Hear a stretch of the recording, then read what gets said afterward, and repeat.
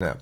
Hello, my name is host Eric. I'm the host of Talking with Famous People, and today we're going to talk about the Enneagram tri-type called 541, or the researcher personality type. What does Enneagram tri-type refer to?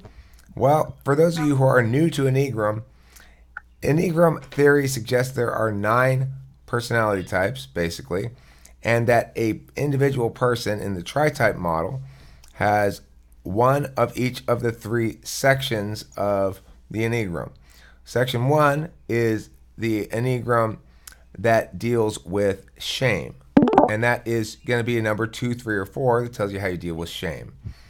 The second section is the part that tells you how you deal with fear or existential terror, you might say, and that's 7, 6, or 5. And the last section is how you deal with anger, and that's 8, 9, or 1. So basically, for somebody like me, I'm a 783. What that means is I deal with fear first as my dominant emotion, my dominant negative emotion that I got to respond to is fear more than shame or anger. And my response to fear is to ignore it and play the day away. And then in the second slot, I respond to conflict with anger rather than with trying to smooth things over or trying to fix the problem. And then in the last slot, I achieve as a way of dealing with shame rather than helping or being an iconoclast. So, as a 783, I'm known as the mover shaker personality type. But today, we're going to be analyzing the 541, or the researcher personality type. And this type is one who deals also first with fear as the dominant emotion that they are building their identity to resist or to avoid the consequences of. So we're talking about negative emotions. In this case, for a 5 type, like me as a 7 type, the deepest concerning emotion is going to be fear. Whoever is getting me a lot of Facebook notification sounds, can you please mute? I don't know who that is. The 5 way of dealing with fear is to try to understand things well enough that you have processed all the information so that it's no longer scary, that you clearly know how the system works, that what's going to happen, and you understand clearly enough. It's a way of deliberating and thinking about something and getting mastery of it. Whereas it's kind of the opposite of the 7 approach, which is to ignore it. The 6 approach is somewhere in between. It's to nest.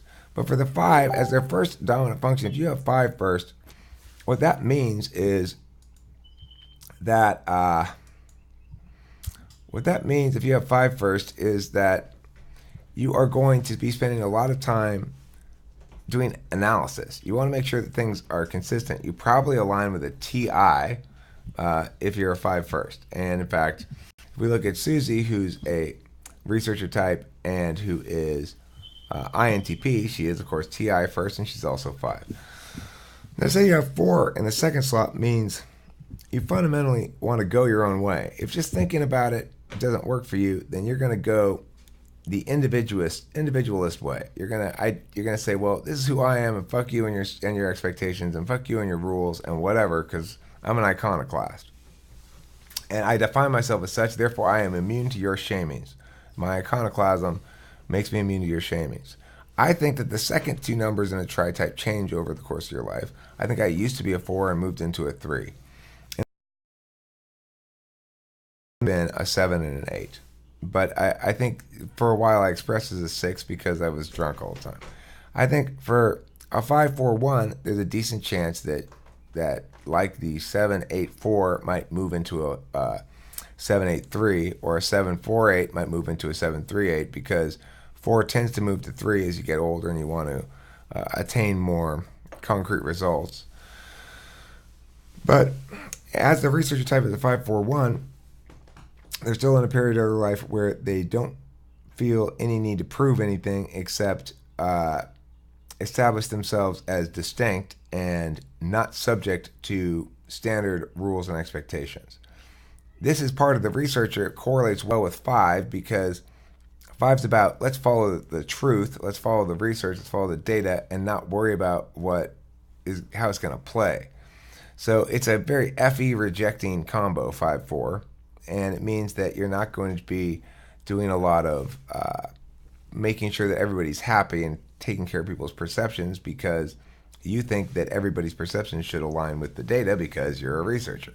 Now, in the last slot, she's got 1, which is a perfectionist thing, which means she's a perfectionist when it comes to conflict. That is to say, she doesn't like to participate in conflict for its own sake.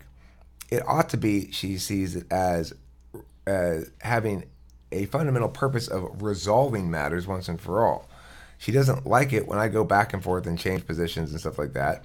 No matter how much explanation I may have that it actually makes perfect sense if you look at it on the next meta level up and stuff, she's just not having it. She's annoyed by it. She's like, fucking pick a position and stick with it, for Christ's sakes. Because she wants that shit to resolve. My point is, the discursive effort is itself. The means is the end.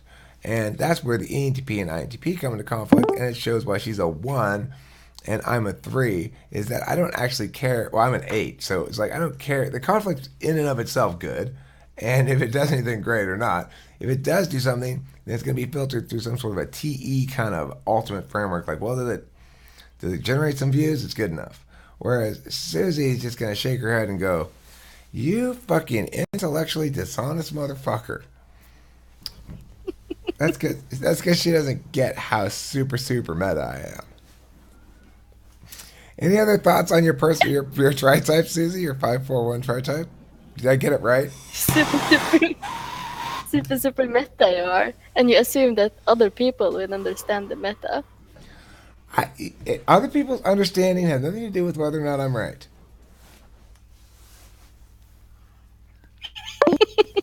If there's one tri-type that's going to agree with that, it's 541. Let's see what this says here. Somebody asked me a question of some sort. Can you use the mic? Eric can type you. Oh, that's not directed at me. Okay, so anyway, that then is going to about sum up the 541. Researchers, you guys are awesome. You and I get along very well.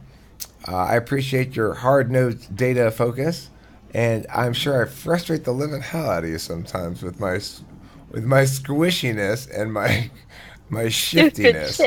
My shiftiness, it's called. You guys are stealthy. We're shifty. That's the difference between INTPs and ENTPs. INTPs are stealthy. ENTPs are shifty. Thanks for watching Talk with Faith People. And do not forget to eat plenty of cheese for the love of God.